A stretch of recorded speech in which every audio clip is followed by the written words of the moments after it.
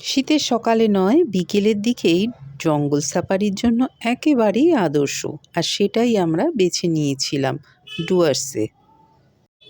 বিকেল 3:30টাই আমরা বেছে নিয়েছিলাম, তার কারণ বন্যপ্রাণীরা তাদের নদী থেকে জল খেয়ে তাদের বাসস্থানে ফেরে, আর তখনই দেখা মেলে তাদের।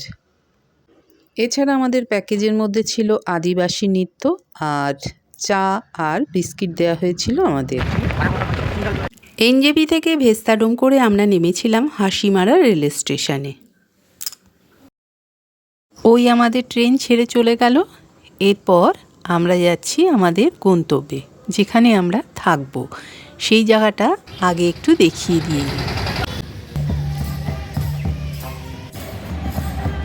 চলে এসেছি স্টেশনের বাইরে, আর পথে পড়েছিল এইরকম দুপাশে চায়ের বাগান। কিছুক্ষণের মধ্যেই পৌঁছে গেলাম ওয়েস্ট বেঙ্গল ফরেস্ট ডিপার্টমেন্টের বাংলো মালঙ্গি ট্যুরিস্ট লজে। তাহলে ভেতরটা গিয়ে ভালো করে দেখিয়ে নিই।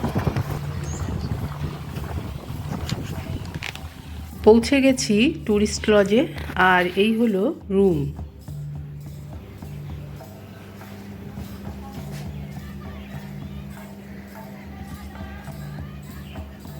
চারপাশটা ভালো করে সাজানো, এখানে টিভি আছে, আর এই হলো দুটো সোফা, একটা সেন্টার টেবিল রয়েছে, পাশে কমপ্লিমেন্টারি কিছু কিটস রয়েছে, এখানে সাবান, ব্রাশ, পেস্ট, জলের গ্লাস আছে, আর এটা হলো ড্রেসিং টেবিল,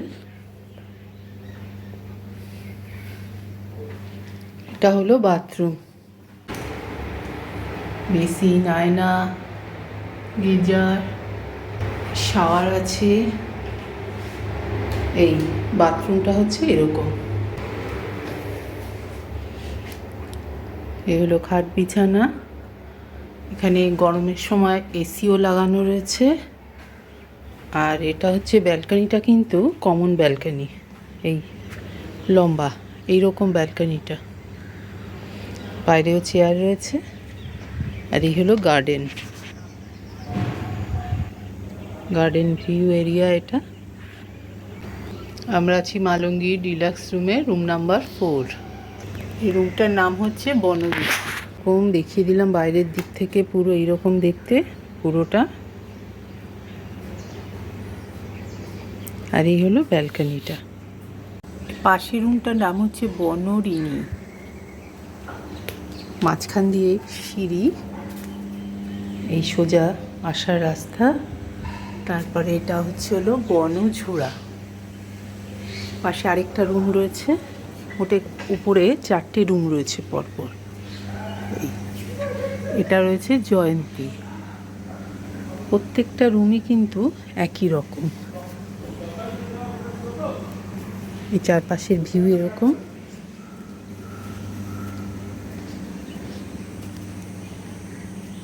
এদিকেও একটা গার্ডেনের মতন আছে, ওই দূরে দেখা যাচ্ছে।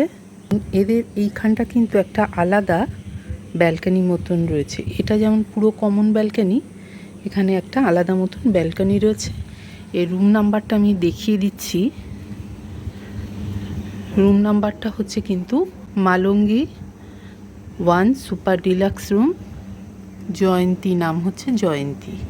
আর বাকিগুলো কিন্তু এইরকম পুরো পরপর রয়েছে। এই কমন ব্যালকনি এগুলো সব কটার সাইডটা হচ্ছে এইরকম। ওই সাইডগুলো ঠিক এরকম।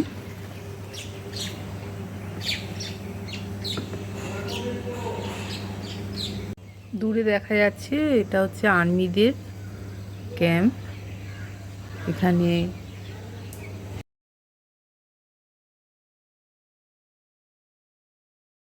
এই হলো আমাদের দুপুরের খাবার।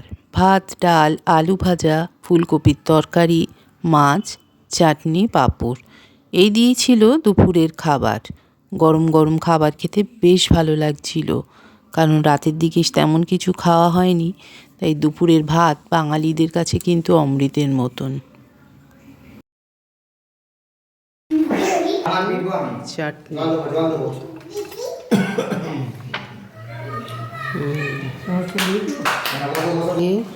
ডাল দিয়ে খেলাম। খুব খিদে পেয়েছে, তাড়াতাড়ি করে খেয়ে নিই, আবার আমাদের বেরোতে হবে জঙ্গল সাফারিতে। নিচেও রয়েছে রুম নাম্বার, এই হলো হলং রুমের নাম, সুপার ডিলাক্স নাম্বার 8। এটা হচ্ছে Banchhaya room number 9 super deluxe. এটা হচ্ছে ডায়না, রুমটা খোলাই রয়েছে, একবার দেখিয়ে দিই। রুম নাম্বার 10, এই হলো সুপার ডিলাক্স রুম। এই হলো বেড দুটো, সেন্টার টেবিল এখানে একটা, এই হলো আলমিরা, মাঝখানে আয়না আছে। এটা হলো বাথরুম, এই তো বাথরুমটা বেশ বড়, বেশ বড় বাথরুম।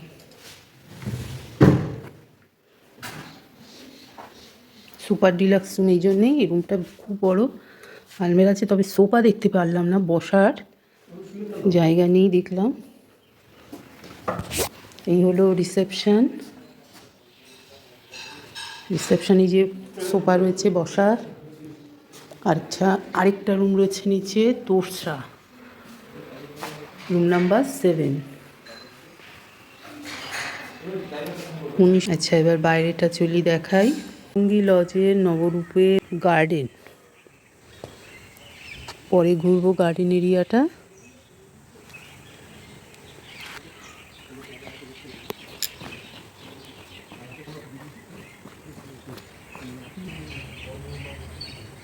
এলো গার্ডেন এরিয়া, বিরাট বড় গার্ডেন। বাচ্চাদের জন্য একটা প্লে গার্ডেন আছে এখানে। আচ্ছা, বাঁদর আছে। আচ্ছা, ওই চলে এসছে, গুটি গুটি পায় বাঁদর, ওই ঢুকছে ভেতরে। যাক, একটু দূরে যাই, বলা তো যায় না কখন কে খেপে উঠবে। মালুঙ্গি লজ, নেট দিয়ে বাইরেটা ঘেরা, তার কারণ অনেক সময় বাঁদর হয়তো ঢুকে পড়ে রুমের ভেতরে, তাই জন্য নেট দিয়ে ঘেরা রয়েছে। এই হলো মালুঙ্গি ট্যুরিস্ট লজ, ফরেস্ট ডিপার্টমেন্টের বাংলোর গার্ডেন এরিয়াটা, বেশ অনেকটা জায়গা জুড়ে কিন্তু রয়েছে। পাশেই রয়েছে ইন্ডিয়ান এয়ারফোর্সের ট্রেনিং সেন্টার। এই যে চপারটা উড়ে যাচ্ছে মাথার উপর দিয়ে, এটা তাদেরই বিকেলবেলায় যে ট্রেনিং করানো হয় সেটাই।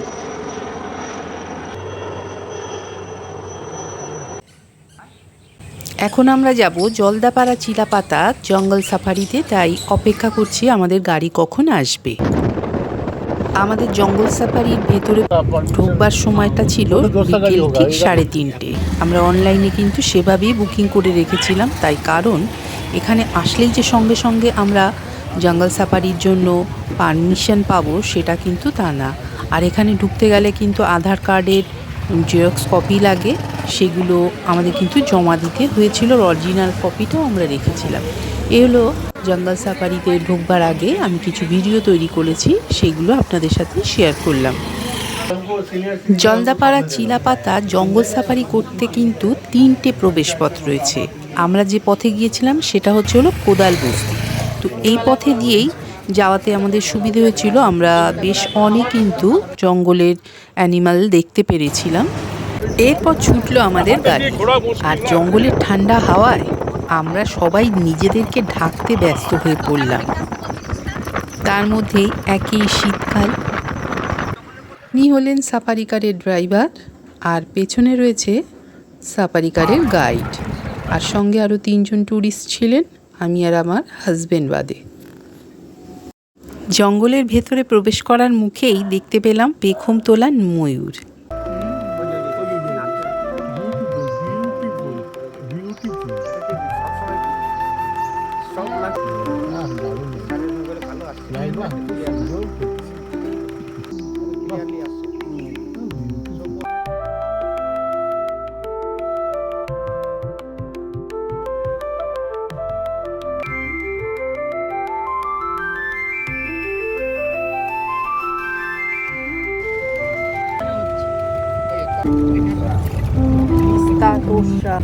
এইবার বলি, এই জিপ সাফারির খরচা পড়েছিল 2800 প্লাস মাথা পিছু 280 টাকা করে। 280 টাকার যে টিকিটটা সেটা কিন্তু ওখানে গিয়েই কাটতে হয়। এর মধ্যে কিন্তু সব কিছু ধরেই রাখা হয়েছে আগে থেকে। এই সাফারি জার্নি 6 জনের জন্য কিন্তু বরাদ্দ থাকে।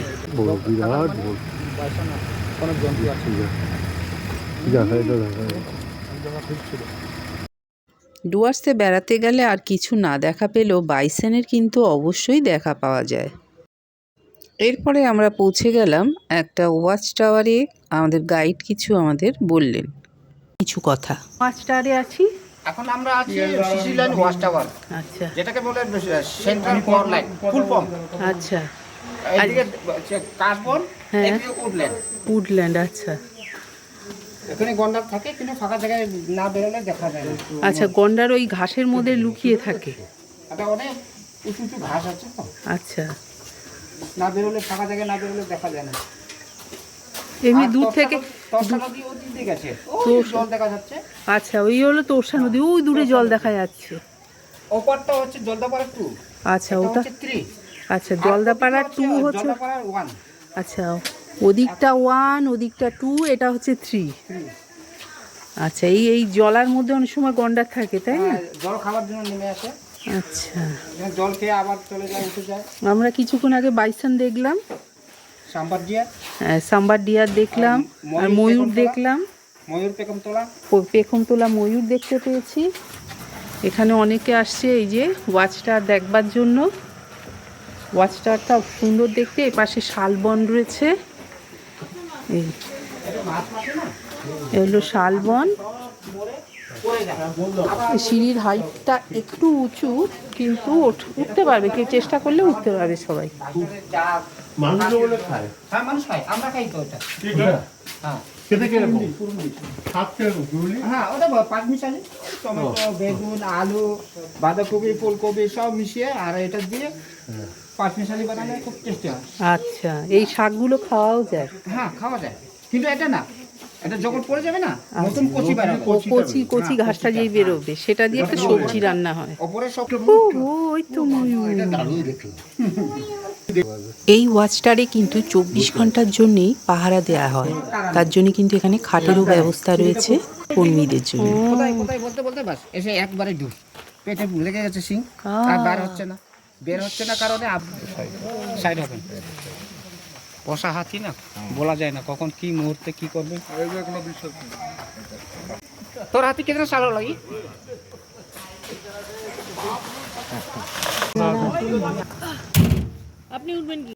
যেহেতু এই সাফারি গাড়িটা আমাদের প্রথম ছিল, তাই প্রত্যেকে যারা যারা আমাদের দেখা হচ্ছিল জিজ্ঞাসা করছিল আমরা কি কি অ্যানিমাল দেখতে পেয়েছি জঙ্গলের ভেতরে, সেগুলো সবাই বারবার করে জিজ্ঞাসা করছিল।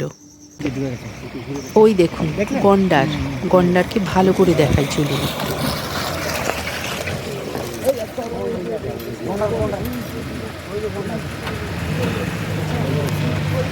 যখন ফাঁকা থাকবে না, তখন ফুট করে বলছে করার জন্যই যাচ্ছি। হ্যাঁ হ্যাঁ, ক্রস করতে। কিন্তু ওই যে গাড়ির জন্য একটার পরে একটা গাড়ি আসছে।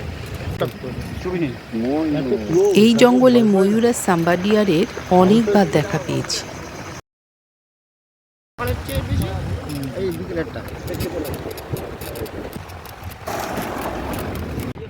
এরপর জঙ্গলের মধ্যে দেখা পড়ল সুন্দর সাজানো গোছানো মেন্দাবাড়ি ডিউটি টাওয়ার। এটা ওয়াচ টাওয়ার না, এখানে সাধারণ মানুষের প্রবেশ নিষেধ। আমার তো মনে হচ্ছে এটা ভিআইপিদের জন্যই সুন্দরভাবে সাজানো গোছানো করে রাখা হয়েছে। এরপর দূরে দেখা পড়ল সাম্বার ডিয়ারে, বিশাল আকার সাম্বার ডিয়ার দূর থেকে আমাদের ফলো করছিল। সামনে যেতেই জঙ্গলের মধ্যে লাফিয়ে চলে গেল।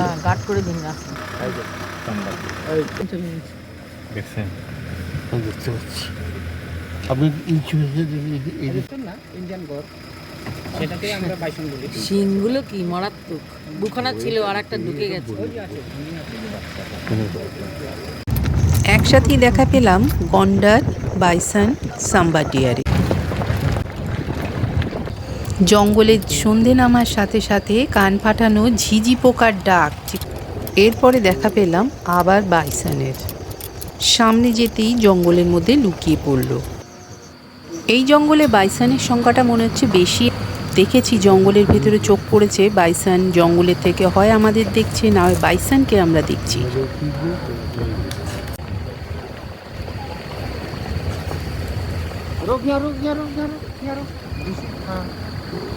প্রত্যেকটা জিপের কিন্তু একটা দূরত্ব মেনটেন করতে হয় বন্য প্রাণী থেকে, আর প্রত্যেকটা জিপ এক একটা থেকে কিন্তু আরেকটা দূরত্ব ঠিক বজায় রাখতে হয়। সেটা কিন্তু জিপ ড্রাইভার থেকে শুরু করে গাইডরা প্রত্যেকেই কিন্তু সতর্ক থাকেন, কারণ ট্যুরিস্টদের সঠিকভাবে সঠিক লক্ষ্যে পৌঁছে নিয়ে যাওয়াটা কিন্তু তাদের একটা বড় দায়িত্ব থাকে।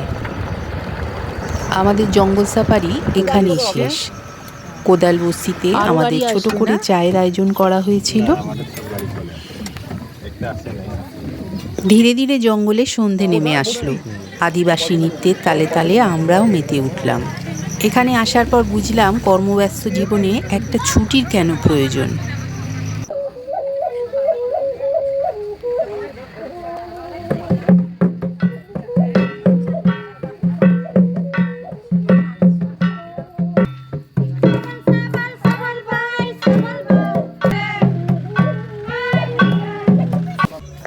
জঙ্গলে কি করে কাঠ আনতে যান, মাছ ধরতে যান, সেগুলোই নাচের তালে তালে তুলে ধরছিলেন।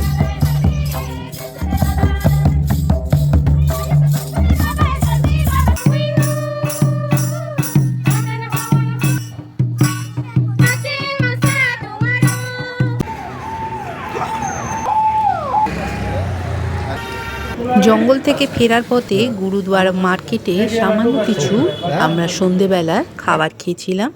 এই হলো একটা বেশ ভালোই মিষ্টির দোকান। তো এখানেই ঢুকেছিলাম, রসগোল্লা আর সিঙ্গারা দিয়ে করেছিলাম সন্ধেবেলার পেট পুজো। গুড মর্নিং সবাইকে। প্রথমে ভেবেছিলাম বক্সা পাহাড় দেখতে যাব, আর বক্সা ফোর্টও দেখতে যাব, তার সাথে সাথে দেখব বক্সা ফরেস্ট, কিন্তু কিছুই দেখব না। তার কারণ আমাদের সাথে যে ট্যুরিস্ট ছিলেন তিনি বললেন আপনারা সেখানে যাবেন না, কি কোনো লাভ হবে না। তার কারণ একটাই, সেই জঙ্গলে বা সেই ফরেস্টের মধ্যে কিছুই কিন্তু নেই, আর বক্সা ফোর্ট দেখতে গেলে কিন্তু অনেকটা ট্রাভেল করতে হয়। তাই আমরা সব ক্যান্সেল করে দিয়েই আজকের দিনটা নতুন করে শুরু করব। আলুর তরকারি এই দিয়ে শুরু করেছি আজকের সকালের জল খাবার। তারপর দিনটা একটা ছোটোখাটো আশপাশের সাইট সিন করে নেব, একটা কালী মন্দির দেখব। চলুন তাহলে পুরো দিনটা দেখে নেওয়া যাক। সাইট সিন করবার জন্য আমরা একটা টোটো ঠিক করে রেখেছি, যেটা করে আমরা যাব তোর্ষা নদীতে আর দেখব কালী মন্দির। তাই অপেক্ষা করছি।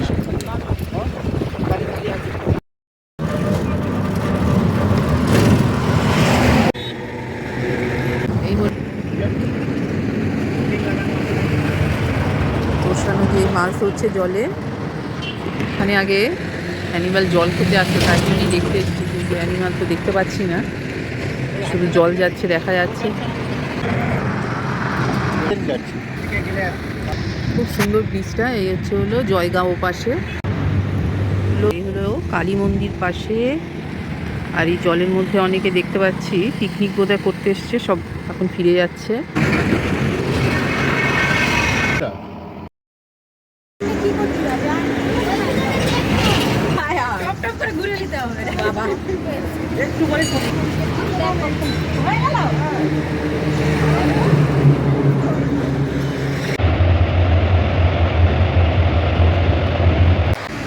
এখন চলে এসেছি তোর্ষা নদীর একেবারে সামনে।